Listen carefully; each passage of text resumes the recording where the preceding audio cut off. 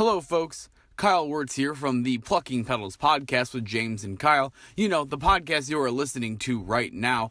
Just to let you know, we had a bit of an audio hiccup, meaning that I did not record the first couple of minutes of our podcast, which is the intro and introducing the guest and whatnot. So I just want to let you know that our guest for this week is Robbie Puzzitiello. He is the director of Family 13 Productions and a comic book writer. So I hope you enjoy the rest of the episode, and don't worry, you didn't miss too much. We just talked about the Cornetto trilogy. So, you know, something that we always talk about anyways. Nothing new in this book. So I hope you enjoy the episode, and thank you for listening. Have a good day. As we go a little something like, little something like this. It's all about the good, bad, love, hate. Or like Simon Pegg and Nick Frost kind of switch roles, and there's something cool about that. Yeah, I do like that. I like that a lot. I think that's super fun. Let's talk about some problems. Let's solve some problems today, folks. That's what we're here to do. Robbie, let's talk about the problem that you were bringing in. Sure, yeah, I've got a problem. And that probably doesn't resonate with everybody, but I think at least Kyle can get it. So my problem is that my job, like my bread and butter, is I work for my family. Yeah. And it's consistent. You know, I make a salary. It's not much. But it does give me some freedoms that I can pursue my video career and make some extra money. And I also get some office space out of it, which is nice. Yeah. So my day job, officially, because, you know, I had savings, which I overdrew my account recently. So I was like, okay, I know all about that. My day job, and I'm happier not knowing what's in my account. Yeah. You know, I just am happier instead of having that pit in my stomach. But so like I said, I overdrew. No, I'm the exact opposite way. I like looking the beast in the mouth. It's Yeah, just like yeah. something about like knowing it. It's just Knowing, because my imagination is always worse than like Right. Well, reality yeah. of things So usually. the last few years, I lived beyond my means a little bit, and not a ton. You know, Yeah. I'm happy just to say, straight out partying, just Yeah, doing it took a just few beers every night, all that kind of stuff. Yeah. Right. And not even, but I live a pretty modest life right now. But my day job is not enough to sustain my way of life. And I'm happy to say that with my video business, I'm going to clear some good money this year. But I also have never paid myself. So that's something I just have to figure out, you know?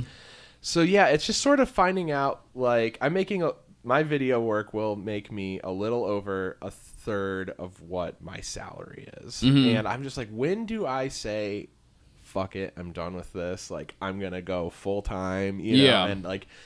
And because there's a kid that went to my high school and started a video company and allegedly made over $100,000 his first year doing it. That's hilarious, and also I don't believe a fucking word about that. Yeah. So unless he has insane connections, I don't think $100,000 first year is I don't know. We'll get into that maybe when the mics are off. Okay, but, gotcha. But yeah, so because I watch every move they make. But so yeah, it's just like it's deciding, you know, is safety my first priority, or, you know, do I just ride it out until the day comes that I'm like, hey, I made X dollars, you know? Yeah. Like, and also the thing is, you know, like we had an issue because my day job does come first, and that got in the way of meeting with you, and like you're offering to pay me for work, which is nice. And it's like, well, you know, it's like, do I prioritize the job that can't even sustain me to begin with? Exactly. So it's just, you know, it's annoying. So I'm curious what your guys' input is here. So I'm gonna say people like passion is a very good thing, but people can be blinded by it. And so people are like, oh, I really want to do X for a living, and then jump onto it. I'm not saying you shouldn't do that, but get your plan laid out. I mean, it sounds like you're already working. But it's like, you know, if you're like, hey, I want to go start, like, let's say marijuana is legal, I want to go start a dispensary. And make sure, like, I know all the laws that will affect me. I know what I need. I know the kind of numbers I have. And then you make that jump. Yeah. So I feel like, it's always going to be a risk, but just make it the safest bet possible. Yeah, planning is hard and I'm lazy. Yeah. But, See, that's that's going to be my biggest advice. Like, yeah. it's just, I do whatever you want, man. It's your life. You got to make yourself happy. But sometimes you got to do shit that's boring to get the most out of that stuff you want to be happy. So sitting down, making your business plan, making sure you have a lot of connections, a lot of new like prospects for video work when you're ready to make this jump. That way, like, it's always a bet, but you're going in with the strongest hand you have possible. Exactly. Yeah, right now I kind of just take whatever comes my way, and sometimes a ton of it comes my way more than I can handle at once, but then there's other times where there's just nothing happening. Exactly. So it's kind of that startup like devil's loop, basically, where it's like, well, maybe because you never know if it's consistent work, especially in the first couple of years of a business. Like, you don't know if people are going to come in and ask for video work at all, especially nowadays when you can shoot. The new iPhone is going to be able to shoot in 4K. Like, if anyone has the capabilities now, it just makes our jobs harder and harder to do every day. So but the other idea is like chasing the money, and is it really worth it? So for example, like I got contracted 2 days ago to do a wedding yesterday in Pittsburgh. One, I don't like driving and don't like traveling. And two, I also don't like doing weddings because it's a one-shot opportunity. There's a lot of stuff that can go wrong. Some stuff did go wrong yesterday that was out of my hands. And it's just like, it's 12 to 15 hours of straight, just intense stress all day. I'm mentally and physically exhausted beyond comprehension. But I tell myself that money could be towards, a short film, or could be towards new equipment or something like that. So I kind of try to balance it with stuff that I am getting paid for, but at the same time, I also do improv, and I don't fucking make a goddamn dime off of improv. So it's like, but it's something that I really like doing, and at the end of the day, it makes me really happy. So it's like, for me, it's finding a balance, and I'm also really not good at that because all I want to do is work all the time because I have this constant bad drive of thinking that if I keep working on things constantly, maybe something will happen, and that doesn't mean shit. Like, no one owes me anything, and I don't deserve shit. So, But that being said, working all the time is the only way to really get yourself in the game. People will notice you. Yeah, like, as far like being a comic book guy, like everyone says, like, if you want to be in the comic book industry, make a comic book. Yeah. And that's like the hardest lesson I ever learned, was just like, if I want to make a movie, I have to make a movie. No guy is ever going to be like, here's $1 million. Yeah. Hello, I'm Mr. Money Warbooks. I see you got ideas. Let me just throw this pile of money on this for you. You have to make at least one on your own first, Yeah. As far as weddings go, I've thought of, that's a whole nother thing. It's a sore subject. I'm not going to lie, I can think of, I'm the only person out of all of my friends that do video work that actually do weddings. I know a lot of friends are very much against weddings, and that's fine. Yeah, I'm going to have to do a couple here and there because it's good, fast money. Yeah. But also the problem, and I've had worst case scenario, I've lost someone's wedding footage. Ooh. I'm sure that's they like... had me by the balls. Oh, yeah. So I can imagine. Yeah. So I only do a couple weddings a year just to like kind of offset some funds, or if I need something. Like I did like 3 or 4 weddings this summer, and I paid for like a new computer that I really wanted super bad. So it's like it's all about investing. But I try to, like, if I'm doing those freelance gigs, I try to make them very much work for my advantage. Like, I let them know that, hey, listen, like, this is not only what I do, but I will do this, but we are very much on a certain term. If you don't agree to these terms, I'm out. So yeah, there are professional videographers, and I just let them take that risk. But I do want to just like start offering weddings like really cheap, but like I want the tagline to just be like, you get what you pay for. Yeah, exactly. Like, I will do this, it will be no better or worse than this. Yep. If you're not happy, you can't sue me. You sign a contract. Hey, there you go. Like, that's exactly what you got to do. Some people definitely want to pay, like, so I'm a part of this Facebook group where it's all wedding stuff, and it's brides and grooms asking for wedding things, whether it be DJs, photo booths, videographers, and photographers. And some people just want a photographer for $100. So it's like, what the fuck? There's this website called Choosing Beggars, and a lot of times it's like people on Tinder with unrealistic expectations. But there's a lot of job postings, and it's almost always for photographers. And they're like, we're nobody, but come to our wedding for free, and you'll get exposure. Yeah, it's like, and we want this many pictures, day. this much time, and it's like. It's like, I don't need exposure. What's wrong with you? Out of all of my word of mouth, I've only gotten 1 or 2 jobs because of word of mouth. No one gives a shit all the time. I actually get most of my work as like a referral, but I'm talking awesome. like from professionals. That's like awesome, from though. clients. Yeah. You know? I've only ever gotten what I've asked for. Any ad I've ever bought doesn't do shit for me. Oh yeah, that's a whole other thing, is buying ad space and all that bullshit. So it's like, oh. But yeah, I think, okay, so pulling the trigger on jumping into full-time freelance is like, if you're at a good situation and you can fall back for a little bit, and if you think it's definitely viable, why not? But also, you know, I feel like the idea that someone has to struggle for their art is very much bullshit. I think it's the most bullshit thing that they gave someone. I'm sorry, what do you mean? So it's like people who are like, will die under a bridge because they just paint and like no one's paying for their paintings, or like starving artists like not making a bunch of money because they really want to do this art thing. And it's like that whole starving artist aspect of like maybe like a band not making money but like touring a bunch. Like I feel like that's just bad business sense. Yeah, and I don't feel like people also like to do the starving artist thing because they feel like it makes them stronger, it makes them more competent in their art, and I feel like that's so far away from the truth, where it's just kind of like a gimmicky thing, like I didn't eat for 5 days and I made this painting because I couldn't afford the money, I couldn't afford the food, it's either food or paint. I'm like, bullshit. It is a kind of an unfortunate reality that no matter what you want to do, you also have to be a competent businessman. Yeah. I want to go be an artist, I want to go be a brewer, I want to go be like anything. Well, you got to learn how to sell what you're making too. Yeah, exactly. In a way that you break, positive. For the listeners, I just want to like pump the brakes and say it again. Like, business is so much, like, maybe not more important. Like, if you want to be an artist, like, you still have to be good. That's fine. Yeah, but no, it's about like being a professional and like, you know, meeting people, shaking hands, and just like, you know, doing it and giving out business cards. I turned into such a card shark lately, where I'm like, "Here's my business card. Where's your business card? Let's exchange business cards." I've never had a business card, People and like I think want it's one because I weird. want to win some free lunches. I know. I Thank you, Mitch tried. Hedberg. Is that a Mitch Hedberg joke? Yeah.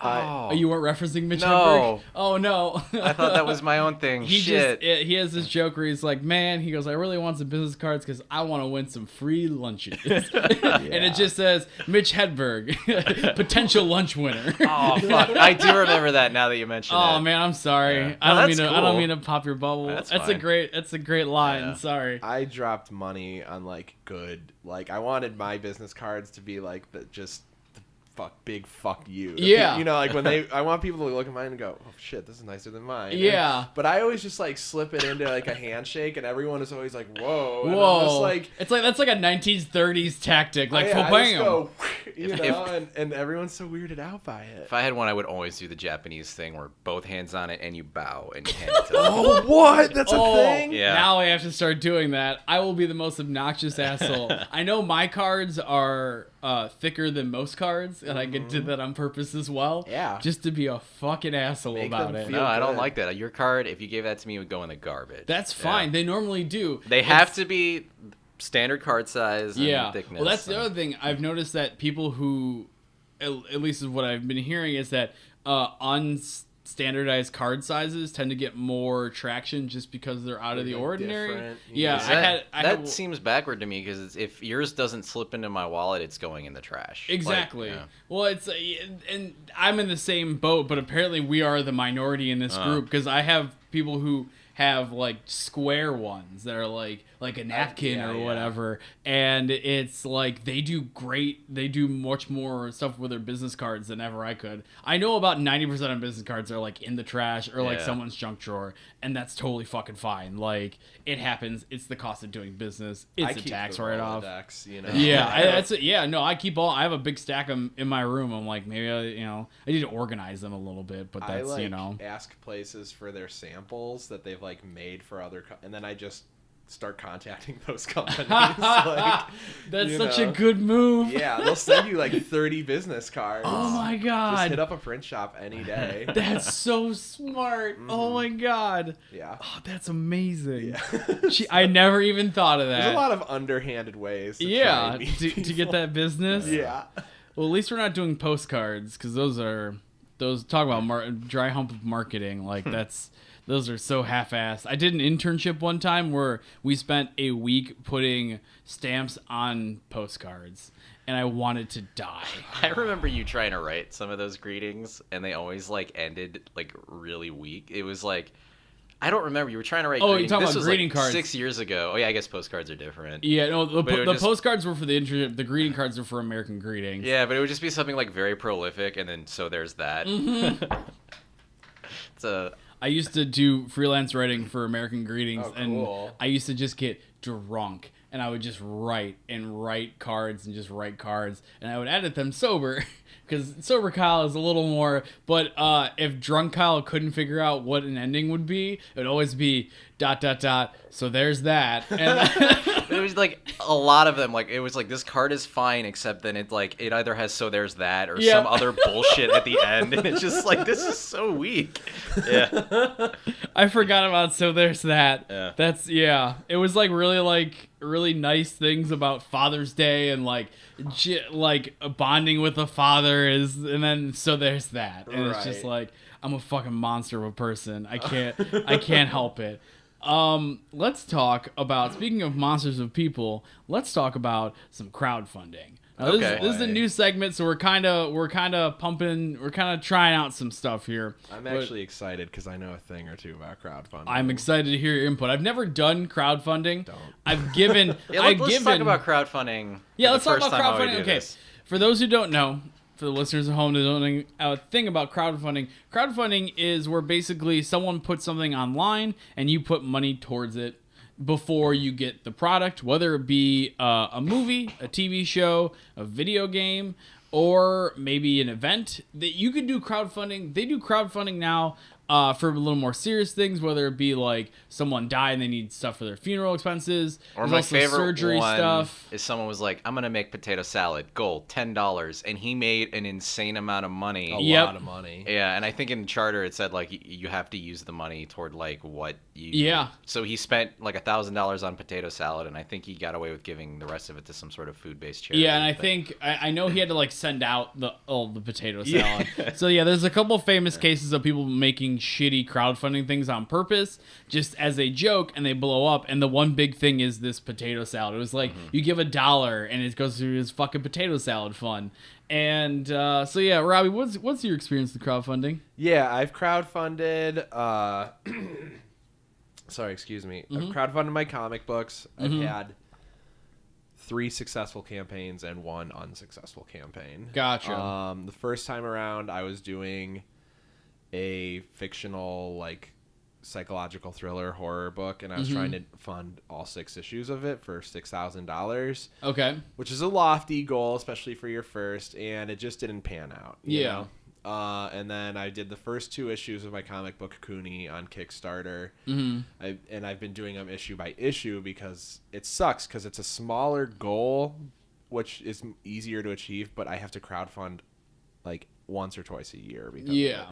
And then the last time around, I just cut out the middleman and didn't use Kickstarter because Kickstarter is an all-or-nothing platform. Yeah. So, you know, I was just like, it's always the same people anyway, pretty much. But so, yeah, I just was like, maybe I can get this on my own and, like, I don't have to shell out 10% to Kickstarter. And I did it. But it was still kind of weird because I was, like, taking cash and checks, too. And, like, it's just like harder to keep track of everybody without Kickstarter. And I like Kickstarter as a platform because like you do have to be like a business with like a business checking account and they definitely like, I mean, anyone can do it, but you know, I feel like Kickstarter's a little bit more legitimate than some of the other platforms. Yeah, I would say so. There's a GoFundMe for Fast and the Furious 9 where someone just wrote a fan fiction script of Fast and the Furious with Hitler, and that's called Fast and the Furious 9. So it's like there's just things. My God. My guess is there's things. not much more content beyond that. 'Cause No, that's there's such you a good joke. You can read the script. Yeah. It's like 50 pages. It's not the worst thing I've read, but I've read it, and yeah. So it's like some shit like that is and delegitimizes. That's a word. But also like you've given stuff to Kickstarter games and stuff like that. So how'd that work out for you? I donated one called Shardbound. And the beta copy or whatever is like fine. So it's a game I would have spent $10 on. I don't regret it. Cool. But on the most part, I'm against this kind of thing. Like I think you're totally in your legal right to do it. But I would be skeptical because if I show up to a bank and ask for a loan, I have to have a business model. This looks like it's going to have to make sense. And then I have a drive to make sure it works because I have to give this money back with interest. Yes. With Kickstarter, there is no, like, even if it comes out perfect, I have to give out my crowdfunding goals or whatever. But I've basically just gotten free money because of things people want. And I feel like the responsibility isn't really there. Yeah. And you don't have to come out with a well-conceived idea because, like, I know the loan industry is not necessarily like the best thing in the world, but at least they're professionals looking at like, hey, I know what would probably work and what wouldn't. Well, then you have like fanboys, so you get situations like Mighty Number 9, where an insane amount of money is raised and a very like, at least something came out in this case. A lot of time they don't. Yeah. But it was like underwhelming and garbage, and it's just. These people show up and like, hey, this is cool. I loved this thing. Don't you love this thing? Give me a bunch of money to make you feel this thing again. And then you get ukulele. It's like... Ha ha ha, because that's what I donated to, was ukulele. Fucking hate every... I keep forgetting to unsubscribe to their emails because they keep updating this fucking game because they keep fixing all the problems that they're having with this game. And every time I get an email from the ukulele people, I get very sad that I spent money on a game that I think was absolute garbage. So that's the downside of it. I've done Kickstarter like board games and stuff, and like those are fine. But also like I find it hard to donate to a huge thing that I don't feel like the risk is worth it. I usually put like $10 in just a Kickstarter, and then after that I'm like, I don't know, especially with board games where they're just kind of like, okay, well you can't buy the game unless you pay $60. I'm like, no, I don't believe in your concept much. Yeah, I mean, all right, so we're a board game company. Kickstarter a new board game. Well, what did you do with the money from your last board game? Don't you have enough capital left to like go make your new board game? Yeah, and then sell the new board game, and that's where you're. I don't know. Yeah, I'll say I'm super upfront with my goals and my comic. First of all, I do not pay my artist nearly enough. you know, God bless her. But then like. I'm like totally upfront that all I raise is the bare minimum for my book, and that is to make the art. So there is no guarantee even that it's going to be printed. You know? And I usually end up just shelling out that money myself, and it sucks, but like it doubles the amount of money I'd have to raise. So it really, I just advise like really looking into the thing and how far along it is, because you don't have to give them your money. You don't. But pretty much all Kickstarter says is like, you know, like in the fine print, it's like you're morally obligated, which means nothing. Yeah, you know? morally okay. Yeah. Well, if you don't deliver and you come back, people probably aren't gonna do it, and it's like, well, whatever. I just got $1 million. Exactly. Like, I'm done. That's like it's like DayZ and all that. That's a whole different early access shell of an issue that we go back and forth on in that matter. But let's talk about a specific GoFundMe page that I found the other day. So this kind of goes along with what I think is just dubious about this kind of shit. This is from a person that I'm not going to give her name, but this is called Hiking the Appalachian Trail. She has a goal set for $4,000. And she raised $825. This is her note in front of the GoFundMe. So also GoFundMe is a different kind of crowdfunding site that you can use more for activities and more. Frivolous shit. Yeah, they don't Yeah, have to frivolous. get anything out of it. Yeah. So it says, "Hey, family and friends, after a great deal of thought, prayer, and months of stressing, I am prepared to hike the Appalachian Trail. I feel strongly compelled to do this and explore not only the unique and magnificent Appalachian region, but explore myself as an individual graduating from college." That sentence right there is the reason why I already hate her as a person. "This dream of mine has been supported by so many people, and I thank you deeply for believing in me. I understand this trek is not easy and will take time, commitment, patience, and humility. I will all the help," that's what she wrote, "I can get to do this, so anything you pass on to me will be extremely appreciated. Whether it's a card, a package, a dollar donation, or a simple good luck, I will be grateful knowing that you care. This page is a resource to donate whatever is feasible to my trip beginning in April 2015 and ending in September-October 2015. This money will go towards my food supplies and necessities I will go throughout my hike. I thank you in advance for your love and support." I just like to point out she already did this. It happened in 2015. Yes. But it is, I hate this. It's, hey, give me a donation to go, like, basically go on a vacation. I want to go find myself, and I couldn't do that in college, and the only ways I can find it is if you give me the money to do it, because I can't possibly buy shoes. It definitely takes away from, but that's like why I don't use GoFundMe, is because it just takes away from the legitimacy of like what some people are trying to do. Exactly. It makes me feel bad. Like I don't know. It's just kind of like I mean, she's asking, and that's fine. Yeah, you can ask for money. Nothing There's wrong. nothing wrong in asking, and I do want to should have prefaced that up front. But I do feel like there's other ways of doing that. Maybe getting a job, or maybe, I don't know, finding a different way to make some money. Oh, I get it's such an easy answer to like stop being poor, just get a job. Like that's not realistic. But it's I not. Get that. Yeah.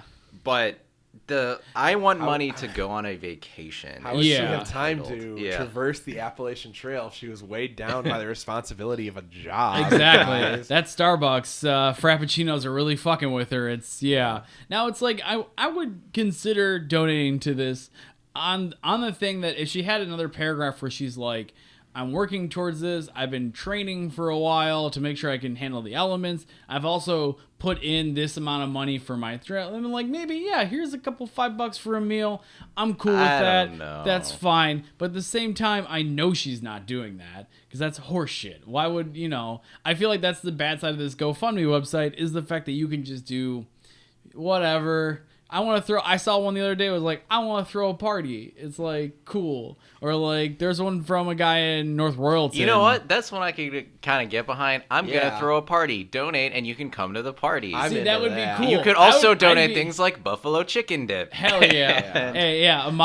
Mini corn dogs. I agree in that one. If they let me go to the party, I will go to the party and donate money. There's literally ones for fun money, though. Mm-hmm. Yeah. It's just like, oh, yeah. The find myself I need ones beer are really money. hard. Yeah. Yeah, it's just stupid. There was one that was a joke. I think I sent you this one too. We probably won't do it, but there was one that was like this guy got a speeding ticket and he made this total like joke GoFundMe about it and was like talking about how he's like blaring AC/DC and like needs to get out of this speeding ticket. It's like it's for America and it's like this dumb shit kid. But it was so funny. I'm like, all right, I would give you the $5 for that. That's fine. Whatever. You got $5 worth of entertainment out of Exactly. that. I feel like you kind of paid for exactly. a service. Yeah. Exactly. I don't know. I just I feel like this person, she had a bunch of updates that I'm not gonna read, but she went on the trail, which is cool in a way too, because like with GoFundMe, you can take the money. Like that's it. Like if you don't make the amount, you could still take the money if you don't hit it, which is crazy. So she asked for $4,000 to do it, made just under $8,000. No, she made. Oh, did she hit the 4? Under $1,000? Yeah, that's what I said. No, you said under $8,000. No, I heard under $1,000. Yeah, I said. Oh, 8. my bad. At first, I thought you said 8. Oh, Sorry okay, about that. Sorry. Yeah. I meant single $825. But she went on the trip, which is cool, I guess. I don't know where she found the money. Maybe her parents. Maybe she robbed a bank. I don't know. I don't really have an ending for this segment. I This is don't the know. first time we've done There's it. nothing to stop you from asking, but man, wouldn't we all love to just get paid for no reason? Like, Exactly. That's the human dream, right? But That would be It's, amazing. you know, it's just like I started my thing off with like, yeah, I've ran out of cash, you know, but Yeah. like I haven't just made a GoFundMe.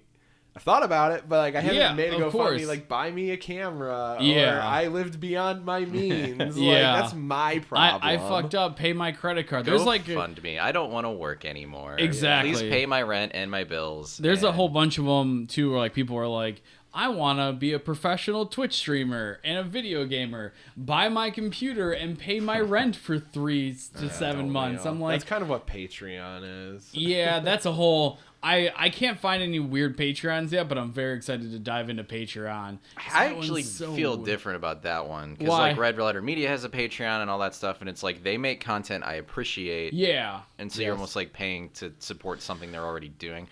For me, it's all about you've proven yourself. I'll continue to support versus you're yeah. unproven. I don't want to give you money. I think some people, but also with the GoFundMe and the Kickstarter and whatnot, you still can do stuff with Patreon where it's like, never done this before.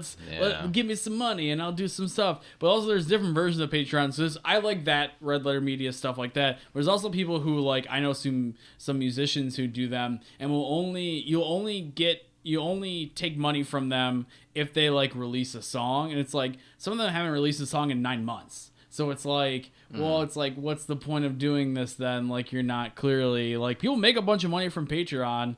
Like, that's just, I just don't, especially with the YouTube stuff that's going on right now. Well, yeah, because the YouTube ad apocalypse or whatever, the services like Patreon are going to be more and more Exactly, necessary, which but- is fine. I mean, that's that's how you gotta make it. That's how you gotta make it. I'm totally okay with that. But I mean, you that just is gotta make kind it of like right. paying your cable bill, except this is the YouTube content I want instead of like Exactly. MTV. Yeah. Exactly. Well, we're talking about content. Might as well talk about my problem. Yeah, let's do it. Okay. My problem for this episode would be that I really don't like fan bases for things. I really, really, really don't like your fan base. I like a lot of content. I like a lot of dumb content sometimes. I normally think my taste is decent at best. My good example most recently would probably be Rick and Morty. Yeah, which is that's probably something I can one relate of- to, too. One of my favorite television shows. But especially in this last season, their fan base has gone psychotic and rabid and attacking people and whatnot. They think they're intellectual for liking a cartoon where a guy screams nonsense and turns himself into a pickle, which I love, but Yeah. like it's not smart. It's No, just it's a not. fun, well-made show. Yeah. Do you watch Rick and Morty at all? Yeah, I do. Okay. And as early as last night, I literally said like I enjoy Rick and Morty, but Yeah. like it aggravates me how successful it is when I've been watching Venture Brothers since 2003, and I think it is a way better show. Yeah, I do. Yes, I will. As you can tell, I don't have a Rick and Morty thing. I have a Dr. Killinger Venture Bros action figure mom. It is an action figure. But I just this season they had a lot more women writers, and because of that, these fan bases, especially on Reddit, have attacked these women via email, Twitter. They have doxed I honestly them. didn't know this aspect of I just didn't knew know like this the at all. annoying okay. Szechuan sauce. So, well, that's something we'll get Yeah. into later. But so a big thing is that people are thinking they're trying to push their feminist agenda because they're women and they're writers and they just want women writers. And after a big thing that happened was that, everyone loved the Pickle Rick episode. And then everyone found out that a female wrote it, and then everyone's like, I fucking hate this episode. It's bullshit. They're like trying to pick out, like, there's feminist agenda there, there's feminist agenda there. It's Yeah. like, and they're doxing these people Oh, and like goodness. threatening their lives because they're like, this show's awful. It's absolute garbage now. It's like, fuck you, man. Like, you liked it, and you just found out that something you didn't like about it, Yeah. It's horseshit. I will say, I think that particularly stems into just a whole nother issue going on right Yeah. now. Because, like, I mean, Like, I just, like, wanted to watch, like, that video clip of, like, Kesha going up to Jerry Seinfeld, you know? Mm-hmm. And just because it's just funny. Yeah. I don't know what this is. Oh So my God. Kesha, like, approached Jerry Seinfeld on the red carpet, and she was like, hey, I love you. Can I hug you? And he's like, no. And then she's like, and he's like, no. And he just, like, makes her, and she, like, really, like, tail between her legs, like, awkward. Like, Yeah. wow, I just got shot. Like, and she leaves. And he's like, who was that? And like, that was Kesha. And he goes, oh, okay. Yeah. And I just like wanted to watch it because it's funny. And every freaking comment on it was like, it was terrible. I'm just Yeah. going to put it that way. Yeah. It was just disgusting. And I was like, and it's because she was in that lawsuit about Dr. Luke and Yeah. sexually assaulting her. Man, but I it's- feel so out of loop. I don't know what the hell's going on. Yeah, It's all I don't good. know. No There's just worries. a lot of real clear hatred for women. Just I know. just for not having a dick. It gets stupid. it gets real scary real quick. And then just like also going back to the Pickle Rick thing, I can't stand the phrase Pickle Rick anymore because I see it online everywhere now, and it's just like I can't handle. Let me enjoy something. And I guess it's my own fault. I'm on social media and it's an open platform, but at the same time, shut the fuck up. And if that's all you got, like, you need to do something else. Do you want to talk about the Szechuan sauce? I didn't actually think that was funny. Like, Yeah. It was just like, okay, you picked a random thing, cool. But Yeah. it, like, blew up. Guess what? Nostalgia Yeah. is a joke format sometimes, and Mm-hmm. it doesn't work all the time, but sometimes it latches on. I don't know why I did that song. Yeah, but it's like, I'm I dying. didn't care what he picked. I thought it was Yeah. irrelevant. Like, Rick goes back in time, or in his brain, it tastes some Szechuan sauce. Yeah. But the whole thing turned out to be like he was tricking someone, Mm-hmm. basically like stole a guy's body. And then at the end, he's just going on a rant like at the end of the first episode. He's like, this is my arc, Morty. Like, I didn't... Okay, whatever. He wants to get some Szechuan sauce. But, Yeah. like, people fucking are obsessed over this, like, garbage McDonald's sugar-loaded Yeah. sauce. Who cares? I mean, I had it when I was a kid, and I'm assuming that I enjoyed it because it was chicken nuggets at McDonald's. Yeah. And Mulan was a pretty decent movie. Eddie Murphy was a I dragon. did so like that movie a lot. You did or you didn't? I did. I thought it's Mulan a was good one of movie. the better ones. I thought it was fun. But then this Saturday they released a bunch of Szechuan sauces in select locations with gig posters. Apparently not a bunch though. Really? Some locations only had like a dozen packets of sauce. Oh And you had to like get a ticket, and like so people are now really pissed because they're like there's this false scarcity, la la la. Oh like, my god! So yeah, that's a whole nother a thing here, conspiracy theory of sauces. Go make your own. Yeah.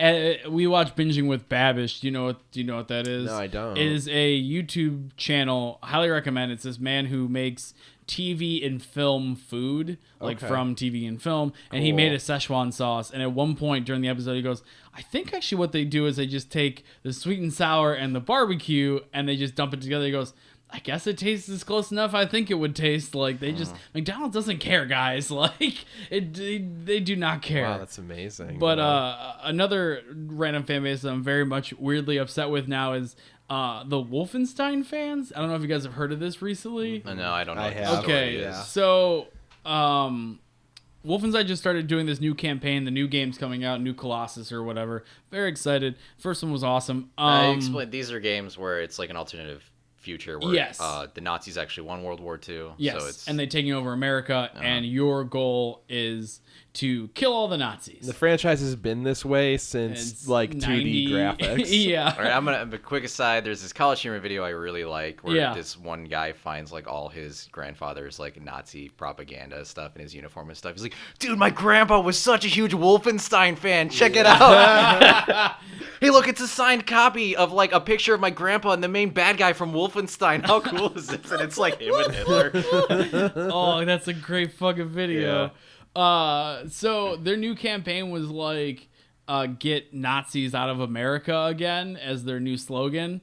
And not everyone, but a certain select group of people got very mad at this. And they thought it was a personal attack on this current On the America. Nazis? Yeah, on their and they're core just, like- values. Yeah, on their core values, and they're just like having a meltdown onto like, I'm not gonna buy this game. It's fuck this noise. Like, it's always been killing Nazis. Like, what do you?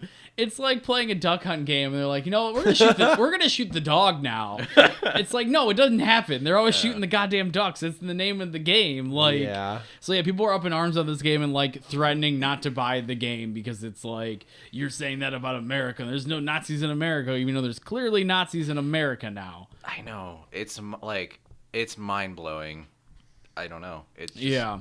Nazis are supposed to be the only human enemies you can put in video games where you shouldn't have any reservations about killing them. Yeah. Like, normally it's like, there's Yeah. kind of a gray area you can kind of relate to their side, It's like a except super for black Nazis. and white issue. Yeah, Like, there was that controversy a little while back where the Call of Duty game did that, where like they shot up like an airport. Yeah. And I think it was supposed to be like a terrorist attack or whatever, and Yeah. you were one of the guys shooting at Yeah, the because airport. you were like undercover in the terrorist organization, and it even says like, hey, you don't have to shoot, but like you can then just like gun down a bunch of civilians. In an Yeah, airport. and like that's pretty Yeah. pretty rough.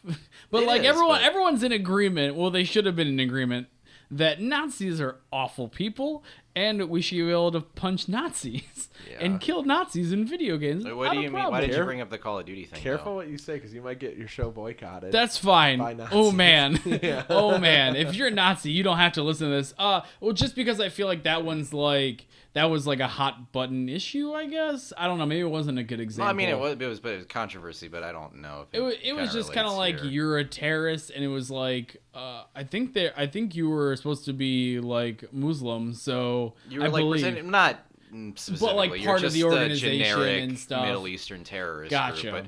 But say what you will about the Call of Duty fan base, like it's all Mountain Dew and hypercharged and teenage boys who are probably making these comments on the Kesha video you're talking about. Yeah, they're the best of those comments. But the truth is, the Call of Duty campaigns, at least the last few, Modern Warfare, the first one, and the couple Mm-hmm. after that, the people who made those put a lot of time and effort and love into those. And Yeah. they actually, there's a lot of, it's not just black and white, and you're Mm-hmm. doing this as much as the multiplayer and the macho and whatever the fan base is now is like. What it's you a would well, think. it's all Yeah. online. It's so funny because my dad plays those games. That's the only game that he'll ever play. Is all the. It's like his one Christmas gift that I give him every year. He's like, all I want is a new Call of Duty game.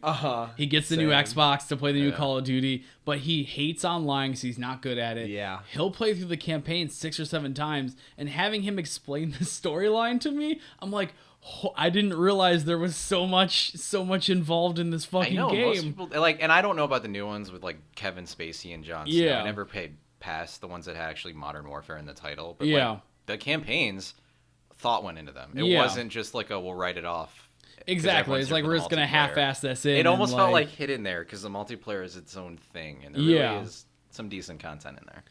I have one more example of bad fan base. I bought Cuphead this last couple days, and the fan base is attacking journalists because they are having trouble with the game because it's a fucking hard game, and they feel like because you haven't beat the game, you can't review the game.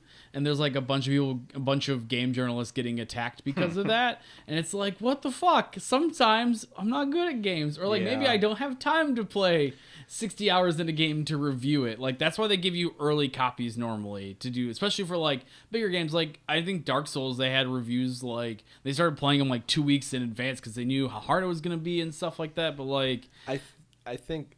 Sorry to interrupt. No, please. I think the trouble with Cuphead is it's the kind of game that is like going to attract trolls and just like Yeah. foul It is people. that bad fan base. Because yeah, it's about, a bad fan base again. It's about like being difficult and like, you know, when you beat Cuphead, like you did something that someone else couldn't, and like so Yeah. it's just like there's just like no good that can come out of that. No. Like, they should have just had difficulties. That's what I hate about the Dark Souls fan base, though, because I actually really appreciate.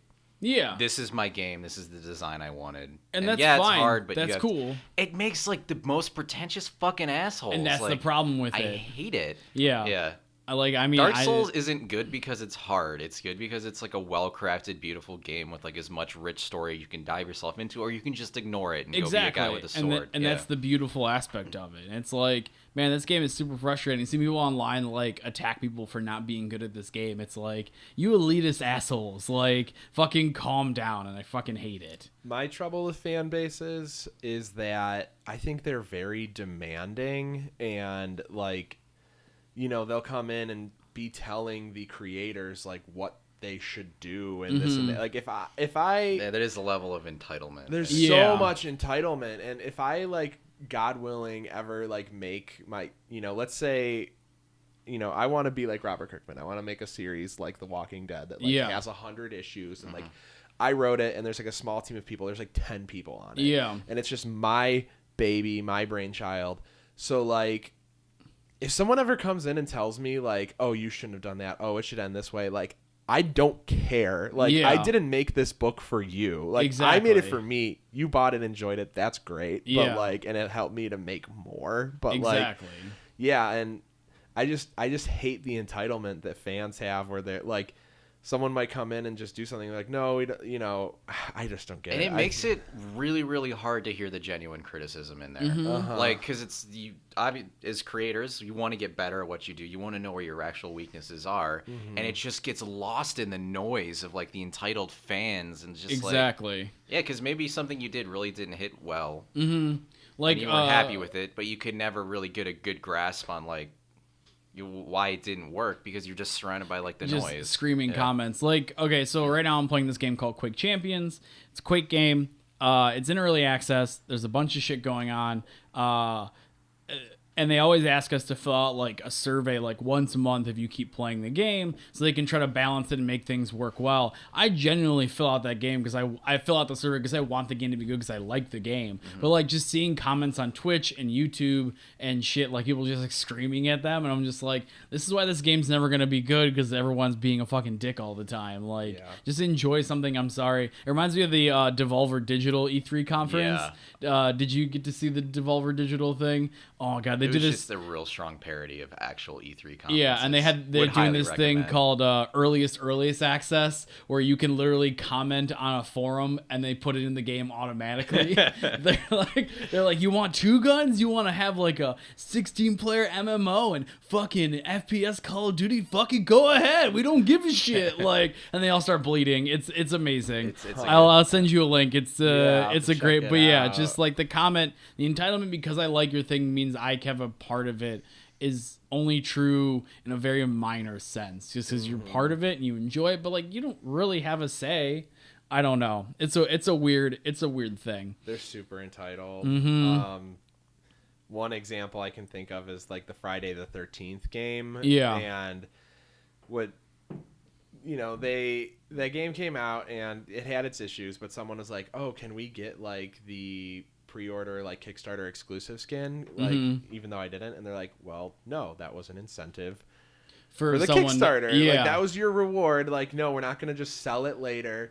And the person was like, this is horseshit, blah, blah, blah, and just went into a huge thing. It's like, dude, like, you don't get it. Like, you're allowed to have things you don't have. Yeah, exactly. Like, it's not everything's fair that way. So Jesus. I mean, they could make it, but they just they know that it'll piss off a bunch of fans that put money up front to do it. Yeah, so I just think fans are kind of rabid and terrible, and I don't know. I get, I've been like a fanboy, and I let go of that because I was just like, I don't want to be like weird, obsessive, awkward anymore. Yeah. Like I know a lot of facts about The Room. I've seen The Room 25, 30 times. Yeah. Read the books, seen all the interviews. You're not like doxing Tommy. But I'm not gonna be a fucking dickhead about it. You didn't seen The Room. Like, I don't give a shit. Like, it's what you want to do. I blame the internet for having access to these people. I think that's what it boils down to.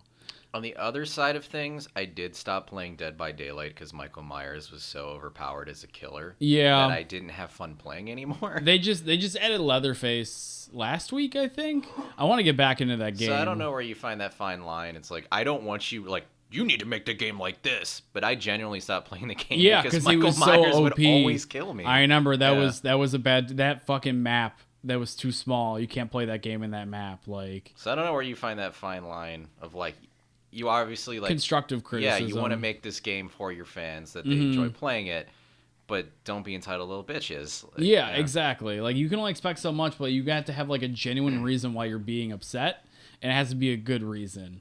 Let's talk about how to dress like a wizard. How about that? Sure. I'm not good at segues today. No, that's good. This is our WikiHow segment. I have found a WikiHow called "How to Dress Like a Wizard," and we're going to answer the community Q&A. And the first question is, how long will this take? How long will it take to dress like a wizard? I'm assuming that you don't have any of the items at home. Well, you have to grow the beard, so that could quite take a months. few years. Yeah, years even. Yeah, if we're talking organic, homegrown beard. Yeah. You know. I mean, unless you order and then online. you probably want it to be gray as well. That's true. So we're you either have to talking- dye it, and like that could take a while. That could take multiple coats to get it just that right white that you want. But also, you can probably Amazon Prime and everything in like 2 days if you're gonna get like a bullshit beard. Damn, that took all the fun out of it. I I just want know. to go to Goodwill and like start looking for wizard stuff. I know. I kind of I miss going to like Goodwills and stuff to find Halloween costumes or find bits and pieces. It's like kind of the fun and the adventure of building a Halloween costume. Nowadays, you just go to Halloween City or I go to Amazon and I'm like, "There's the hat I wanted. Perfect. I'll get it in 2 days." I don't have anything to jump off this comment on, but have you guys heard on the internet that thing that says like if you stay a virgin until you're 30, you become a wizard? I've heard Oh, that. that is like a term, isn't it? Yeah. Yeah. Yeah. I've never Whoops. seen anyone with magic powers. Like That is true. I've seen the 40-year-old version, and they didn't do any wizard that's powers true. in that movie. All right, myth busted. Boom. Steve Carell wasn't. God damn it. Can I be a wizard even if I'm a girl? Yes. Right? Is that how Harry Potter works? I think Are they so, called yeah. witches? Witches and wizards. I don't really know the distinction. I don't know either. I didn't read any of the books. You can be anything you want to be. See, I don't know. That's Do true. they have different powers, or is it just like the term host and hostess? I think it's just terms. Yeah. Okay. So then I don't know. Do you have suggestions for children? What? Do you like what with children? I guess make a wizard costume. Yeah. Do you have suggestions for children? Like, what are your favorite kinds of children? Bobby's a great kid. He does his homework. Yeah. He eats his vegetables. You know what? Fuck He doesn't Tyler. always go to bed on time. Yeah, but that little rascal, he tries his best. Do I have to get used to nature to be a witch?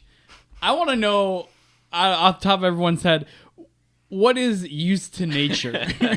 Robbie, you can go first, please. Yeah, I think this is kind of just like oneness and like a spatial awareness thing. Like, Yeah. you know, being part of something greater. Okay. So that That's- sounds more that's like the becoming enlightenment. one with. Yeah. The term like get used to Yeah, nature get is used to- more like. yeah, used to nature. I'm gonna need like vitamin D and fresh air in my Yeah. life. I don't get it. I Can guess- I be a witch guess- from inside my home? I guess if you can like hug a tree and then like roll on grass for a minute, I guess you're and not like feel disgusted. You're used to nature. I don't Just know. imagine someone like stepping on grass for the first time with And their bare going foot, like, and it's like, oh, I don't like "Fuck?" that at all. No, this is dumb. This is what witches do. I really like this segment, by the way. Oh, thank you. This is a great idea. I just want to know, like, how do you get used to, like, do you like walk around a Home Depot for a while? I don't That's know. a good transition period. You're next to the wood after it's been processed. Yeah, You get used to it's a that, then stepping- you can it's go a stepping outside stone process, folks. and get used to the trees. Do you have to use a wand?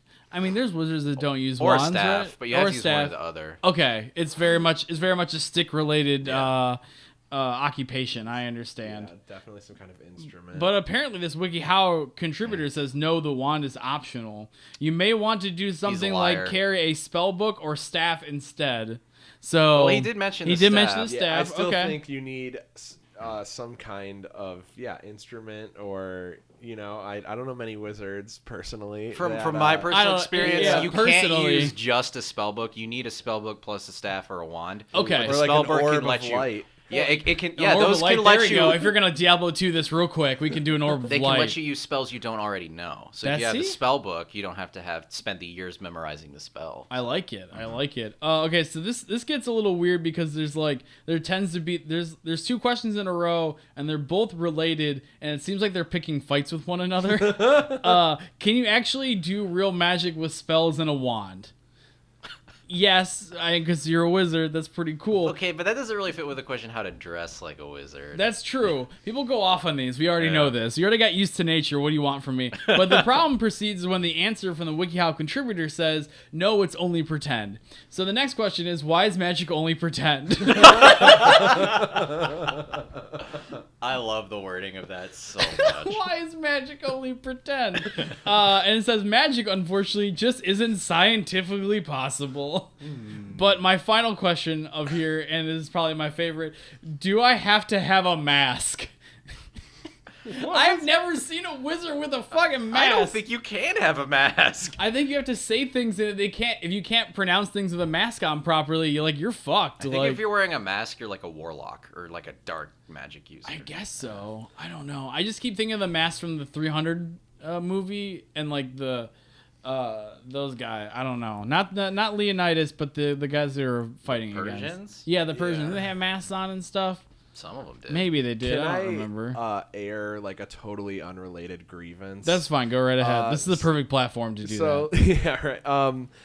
When it comes to science versus magic, it really kind of frustrates me that they called the magic school bus because like they're learning real things that are like scientific and like happening in your body or on your planet or in your universe. And so like it sort of seems like a throwaway that kids don't have to hold on to the fact that like, wait, this lesson is like mattered. real. Yeah. Yeah, it's stupid. Well, I feel like that is true in the sense that if like maybe one particular side of the political spectrum doesn't believe in climate change, and I'm pretty sure Magic School Bus did something with climate change maybe. Yeah. So it is magic in that regard. If they want to push their liberal agenda, they should have called That's it right, the those science school motherfuckers. bus. That's right, the real science forever school bus. James, let's talk about your problem, good sir. Well, we've been doing this for an hour, so I think I'm going to audible and make my problem. I'm not playing Zelda right now. Okay, that's fine. That's totally fine. Sorry. Why is it a problem? Because I'm not playing Zelda right That's now. fine. That's totally okay. Yeah. I appreciate that. Well, then let's move right on to the next. The next segment is our happy ending segment. We have our good friend Robbie here, but also our good friend James, not present, wrote all these things called happy endings. Okay. I need you to grab one out of the bag. All right. And I really want to give it a fair they're deal all here. they're all bad things, and we have to make a silver lining aspect to this problem that our friend James has wrote on this piece of paper. That's a big He one. may or may not have been drunk. The bigger ones are usually the more problem ones, and we tend to learn that they are more part of his personal life than we care to really appreciate more. So should I read the problem? please read it out loud. Ooh, is it bad handwriting? I actually just watched this last night. Perfect. Lucy Lawless getting naked on TV. Just kidding. That one is awesome. He threw an audible. What is Lucy Lawless? Is that was Xena Warrior Xena, Princess. and she was in Ash vs. She's Evil in Dead? Ash vs. Evil Dead. Okay. and Is that what that's from? I would assume because, yeah, the episode I watched last night, she was like, she was topless. She Boom. got up out of the ground, and like I was like, this chick ain't afraid of anything. You No. know? Like that's badass. Okay. So, Yeah. Good job. Good job, James. You threw an audible, and I appreciate that one immensely. I think she was also in Battlestar Galactica. Was she? Yeah, I think so. I think Okay. she's one of the Cylons. Gotcha. It's been a while since I watched it. I've never seen an episode, so It's I very wouldn't- good, but then it doesn't end very good. Gotcha. That usually happens with sci-fi. Yeah. Robbie, let's talk about what you got going on in your life. What do you got to plug? just in general, yeah. I mean, like I said, I do video work, Family 13 Productions, and I'm working on the next issue of my comic, Cooney, which is a true crime series about my great-grandfather. He was a detective in Cleveland in the 1930s, and What's the name from? Cooney? his name was Martin P. Cooney. So it's Is I that wasn't sure. It sounded Japanese to K-U-N-I? me. Like Cooney. Cooney. Okay. Yeah. So like Nino Cooney. Yeah, that's exactly what I was literally what I thinking thought of. too. I'm like, God damn it. Yeah, no. So he was like, he worked under Elliot Ness, and he was the lead homicide detective, and so The Great Lakes beer? yes, he worked under the Great Lakes Beer. Zingers. Damn it. Restart again. You make a comic book called Nino Cooney, I think that what it was. Yeah, right. But no, so I'm working on the Christmas issue, and I really hope that it's out by Christmas. Okay. But like we said with Kickstarter, you just never know what you're gonna get. Gotcha. So Where can people find this online anywhere? Or yeah, the first issue is on Comixology, or you can visit family13.com. I have had issues getting like the web store up, so you can't just order it. Local Cleveland comic book shops carry it, but they usually sell out pretty quick. So That's awesome. I need to restock them. But Cool. yeah, I just cashed in on that whole Cleveland vibe. Boom. Hey, why Kyle would not? have a problem with that. What was that? You brought that in as a problem. Well, yeah, I have. Well, Yeah, Cleveland right. pride over anything else like that. But same kind of thing. Yes, I do have a little bit of a problem with the Cleveland thing. But anything else going on? Not immediately that I can think of. I'm Cool. just I'm in the area. I'm doing my thing. I appreciate being on the show. Well, thank you for coming on. I appreciate it. I'm not a hard guy to find, so Cool. You know, I can dig it. I Is can that dig because it. you're like 6'47" or very tall? Yeah, no, I just put myself out there. You know, You're just always outside somewhere, getting used to nature. James, what are you digging this week? I went to a sushi place in Parma called Mizu, M-I-Z-U. Oh, okay. Loved it. Yeah. Yeah. I can dig it. Yeah. is it cheap? No. Okay. I like it. I haven't had sushi in a while. For me, I am doing a show with MC Lars and Cuckoo Kangaroo at the Grog Shop on November 12th at 3 o'clock, so it's an early show. That's on a Sunday. I am working on the album still, slowly but surely. I'm streaming on Twitch once in a while, playing games and drinking brews. I think that's about it. So, folks, this has been the Plucking Petals podcast with James and Kyle. As always, I am Kyle. It got really hot in here. Yes, it did. Have a good day.